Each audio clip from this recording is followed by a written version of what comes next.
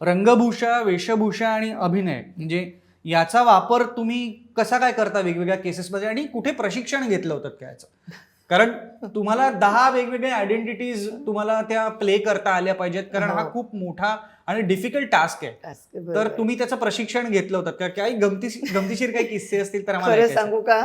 प्रशिक्षण कुठलेच घेतलं नाही. डिटेक्टिव्हचं पण नाही आणि ह्या कलेच्या बाबतीत म्हणशील तर ते नाही. उपजत काही गोष्टी जर तुमच्याकडे असतील, तर तुम्ही उत्तम कलाकार होऊ शकता, वाह! उत्तम डिटेक्टिव्ह होऊ शकता. पण ते तुमच्याकडे जन्मजात गुण असावे लागतात. हं, हं, प्रशिक्षणामध्ये कसं असतं, की तुम्हाला पॉलिश होतं. हं. तुमच्याकडे जे क्वालिटीज आहेत त्याच्यावरती.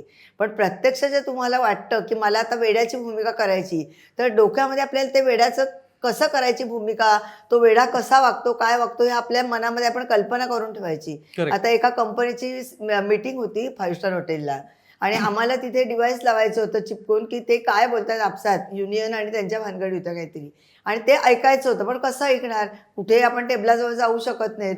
मग मी आयडिया केली. म्हटलं आपण आता काहीतरी केलं पाहिजे. मग मी वेड्याची भूमिका केली. आम्ही सगळेजण हॉटेलमध्ये जाऊन बसलो. माझे केस-बीस असे मोकळे सोडले होते आणि विचित्र असं म्हणजे हे केलं होतं आणि अशी वेड्यासारखी हसत-बिसत होते. तर लोकांना वेगळं दिसलं की जरा बघतात ना हं, हं. आणि मग मी इथे-तिथे काहीतरी वस्तू पडली म्हणून शोधायला गेले आणि त्या टेबलाजवळ गेले आणि म्हटलं माझं काहीतरी पडलंय म्हणून आणि तिकडे ते चिकटवून आले.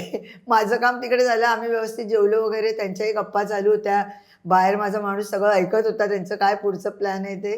काम सक्सेस झालं.